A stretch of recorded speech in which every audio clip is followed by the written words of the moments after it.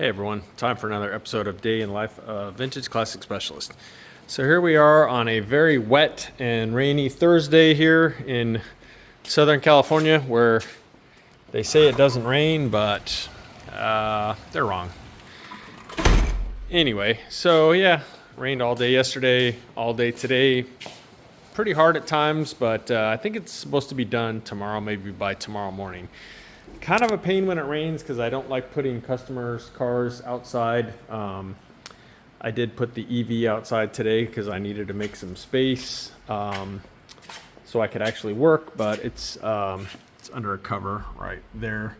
My poor split window is not covered, so anyway, the reason I needed to make some room was I needed to work on that poor Beetle, which is stuck way back there in the corner.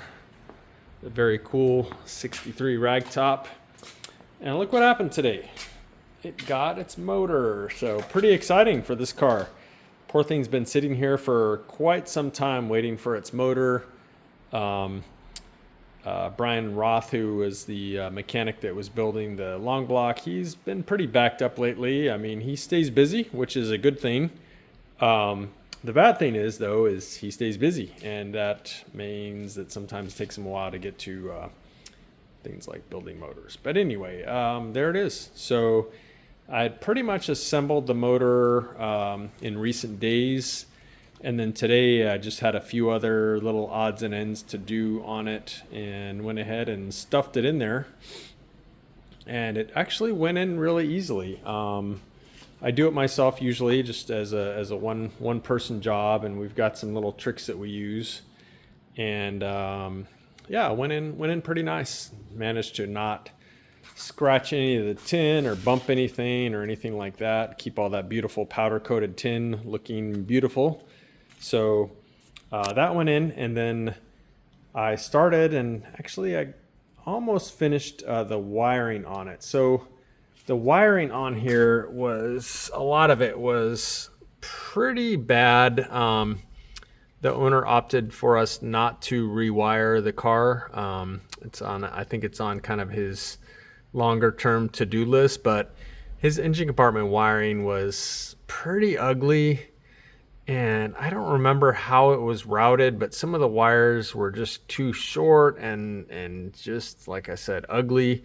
And so I replaced about 3 or 4 wires here just to make it look a little bit better, and kind of routed some things best I could. And yeah, got his wiring and stuff all connected. So there's his voltage regulator.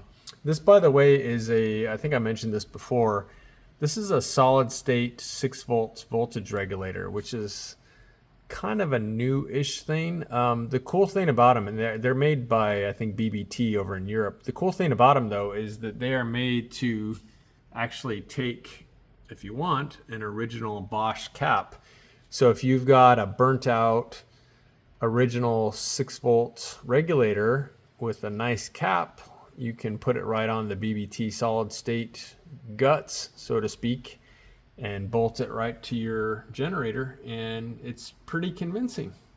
And in theory, it should actually work, unlike a lot of the 6-volt ones that are around. It's actually kind of hard to find a working 6-volt regulator. So if you're in a pinch and you don't have one, you can check out these. I think Wolfsburg West actually sells them. The customer supplied this one, so I'm not sure where he got it. But anyway, long story short, yeah, super cool that they made it to where it would actually take. It does come with a cap, but just, like a kind of plain one that doesn't have Bosch stamped on it and stuff like that. But anyhow, so yeah, got it all wired up, and ran the fuel lines and stuff like that, and put on a little bit more of the tin. The breastplate here is just sitting there, just if nothing else for a place to put it. But I'll probably go ahead and put it on for real tomorrow, and then run the fresh air hoses and so on.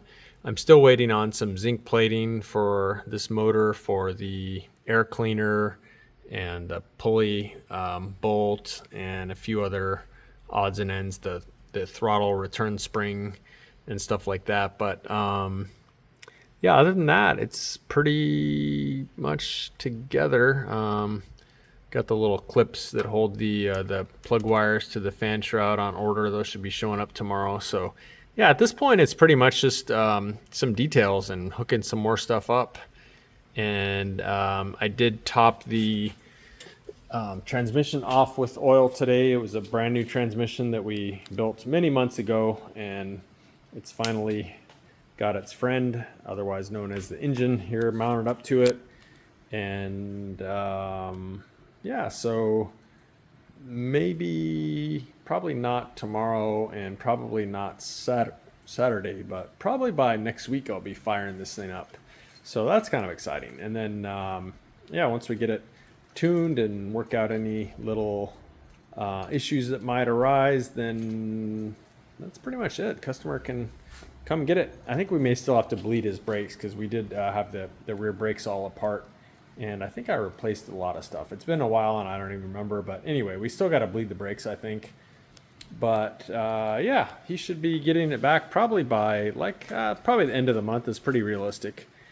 And so yeah, there you go. So glad to see this one is moving in the right direction finally. Poor thing's been sitting back here in the corner, feeling neglected for quite a while now. So finally, it's going to be back and more bitching than ever. So that's really about all that happened around here today. Jacob came in for a while, and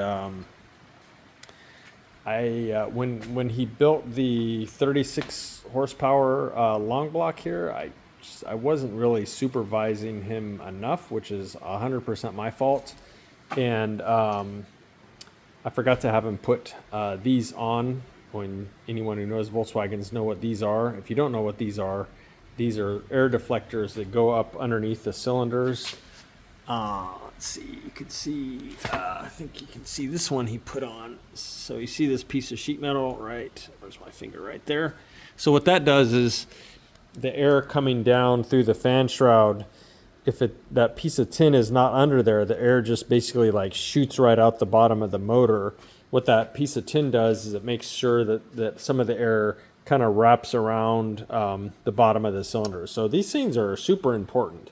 And like I said, I wasn't paying enough attention. And when he put the motor together, I didn't have him put these on. And I think we may not have had a set for this motor anyway. So that probably also helped in forgetting that they kind of weren't worth the pile of parts for this motor. But anyway, we robbed these off this other motor, and then he pulled one cylinder head today and popped the one up in there, and then he'll pull the other cylinder head tomorrow and pop the other one up in there. So anyway, yeah, it's all a good learning experience for him too. And he will probably never in his life not put these on after this. And again, that's my responsibility, but you know, he's getting paid to do it anyway, so it all kind of works out.